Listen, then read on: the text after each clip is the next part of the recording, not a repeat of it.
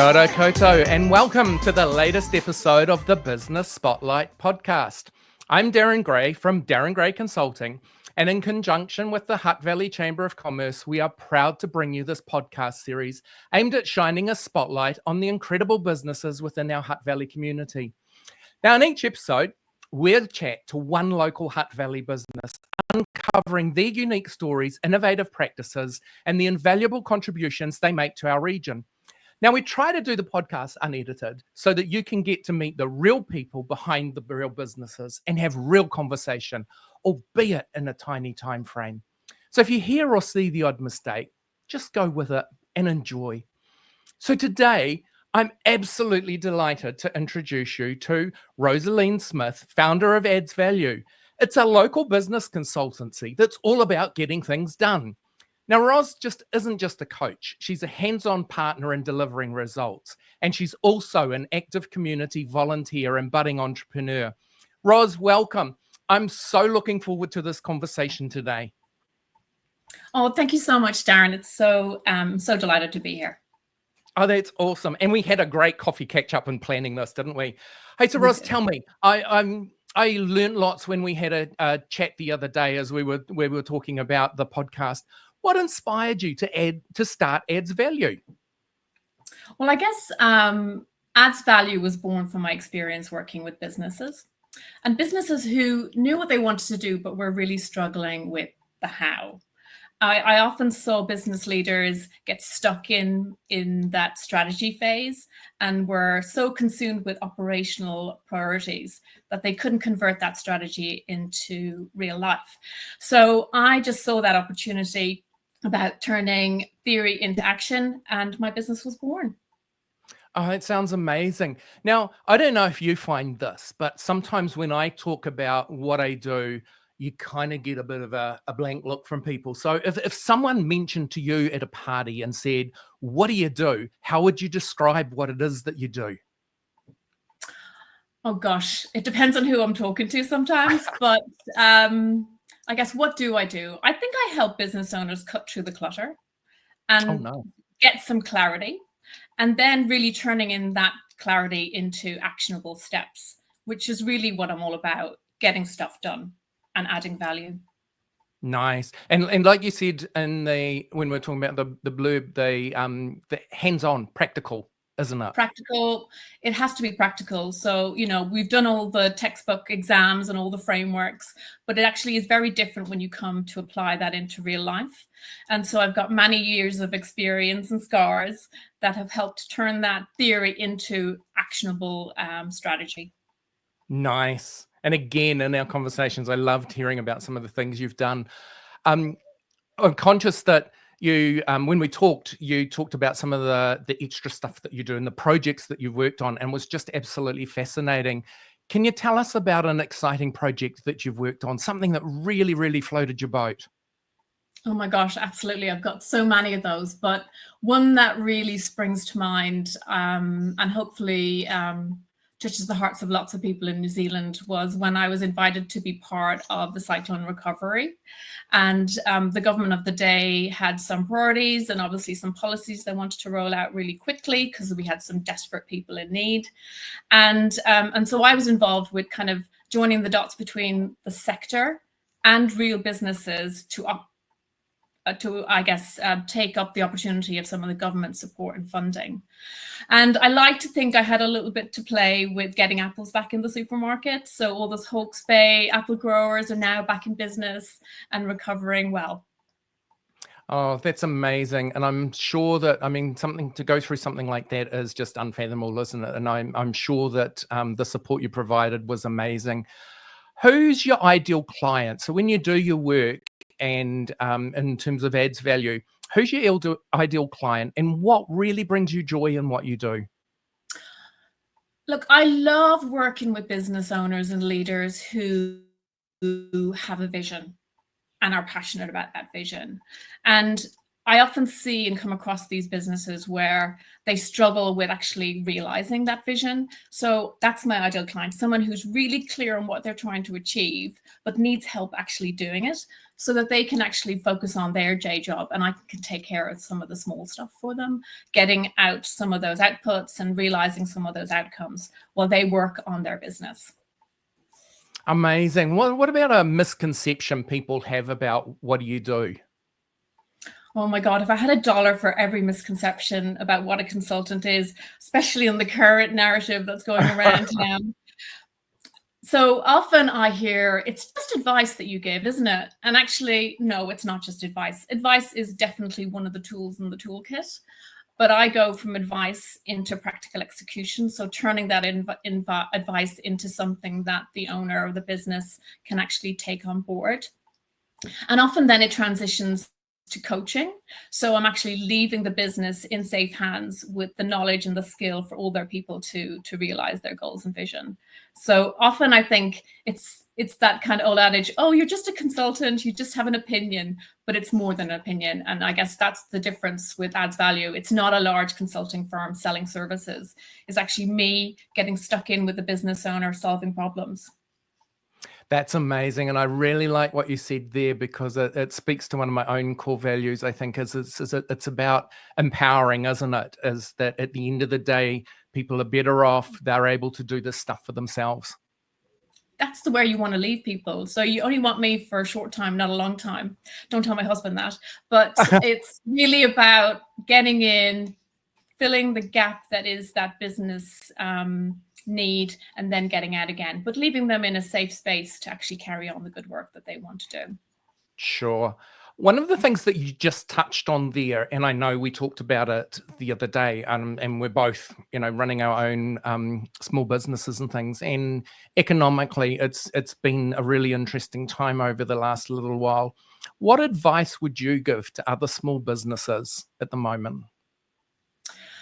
So yeah, this is very current and very topical. I think for me, it's really about asking for help when you need it and not assuming you have to do everything, especially when you're a sole trader or working kind of by yourself quite a lot. There's a huge array of skills and abilities out there to tap into so that you can really focus on the stuff that you're really good at and then getting help where you need it. But I think in addition to that, it's really about taking a step back from your business and understanding what are the must-haves versus the nice-to-haves.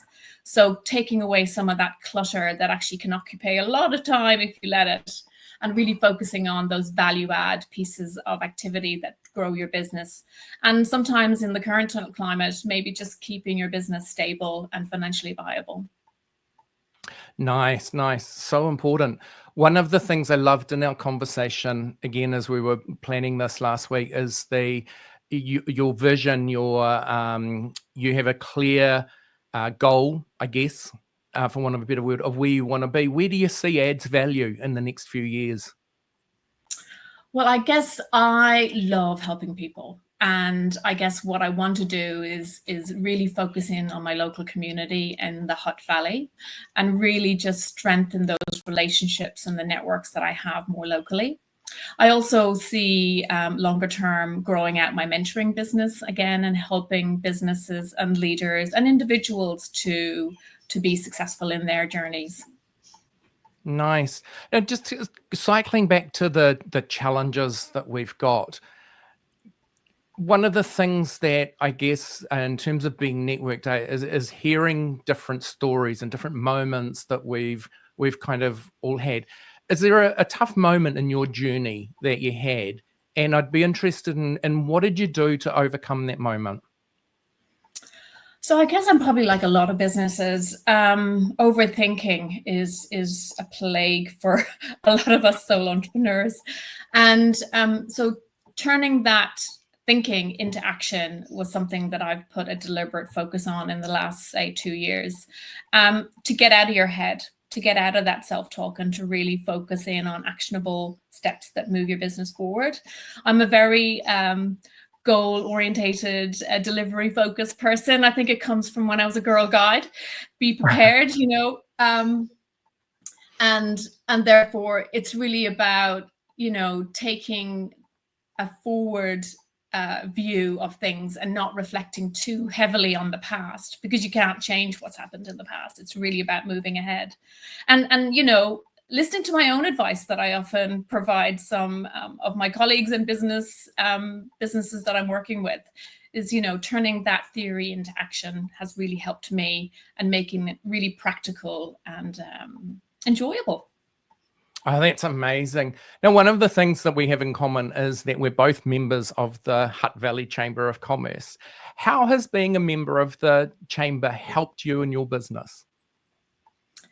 Well, I know I'd heard about the Hutt Chamber for a long time, because I've been living in the Hutt for 20 years, but I joined last year and have been so impressed. It is absolutely a fabulous chamber, not just for networking and meeting like-minded people, but actually really, really helpful. One of the things we haven't talked about is some of my side hustles. And when I reached out to Patrick last year, because I was off to China to see and experience the Canton Fair, he immediately got me in touch with Simon Bridges in Auckland, who then put me in touch with the chamber that look after the Canton Fair itself.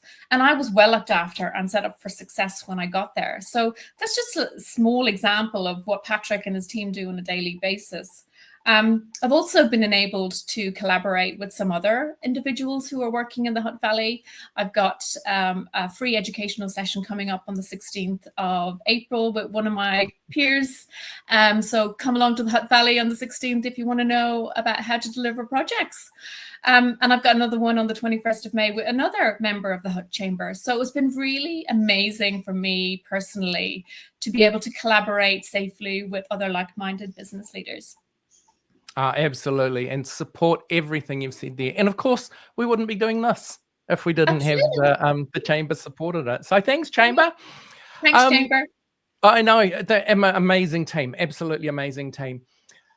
One of the things that I've been conscious of myself recently is that whilst you're working on your own business, it's really important to think about how you rest, think about how you recharge, the kind of things that you do that are out of work.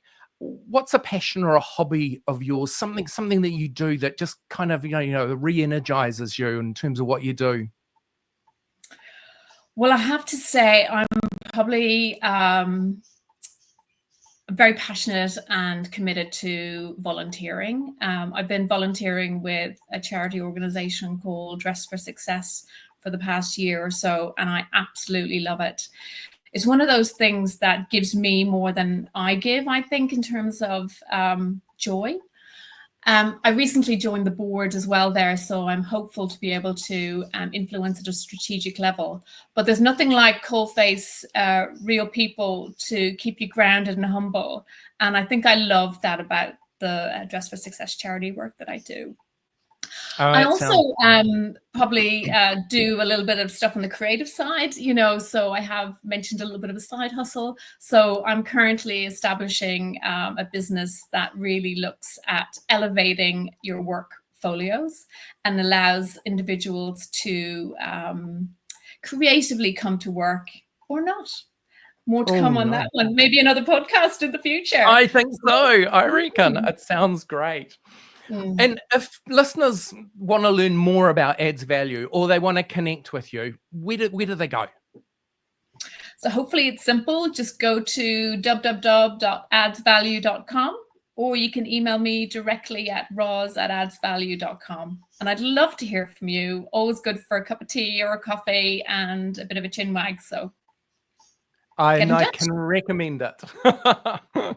I know where all the good scones are as well. Oh, exactly. I honestly just enjoyed our conversation the other day, and I think both of us felt like we could have just sat there and talked for hours. It was really good. Well, that brings us to the end of our this month's Hutt Valley Chamber of Commerce Business Spotlight podcast. Ros, thank you. It's just been amazing. Oh, thank you so much, Darryn. Really delighted for the opportunity. Really appreciate it. Oh, you're welcome. Look, today we've been talking to Rosaleen Smith, founder of AddsValue, a local business consultancy that's all about getting things done. And you heard that lots today. Now, Ros, remember, isn't just a coach. She's a hands-on partner in delivering results. And how many times did we hear that action focus? It was just great. As Ros said, you can find out more information at www.addsvalue.com, or the email again, Ros? ros@addsvalue.com. Thank you. Ros, thank you for giving us some insight into what you do. You've been listening to the Hutt Valley Chamber of Commerce Business Spotlight podcast. Thank you for joining us. And remember to like, share, and subscribe to the Chamber's streaming channels for more fascinating insights. I'm your host, Darryn Gray from Darryn Gray Consulting, your local Hutt Valley learning designer, facilitator, and just recently ICF credentialed coach. Kia ora, coach.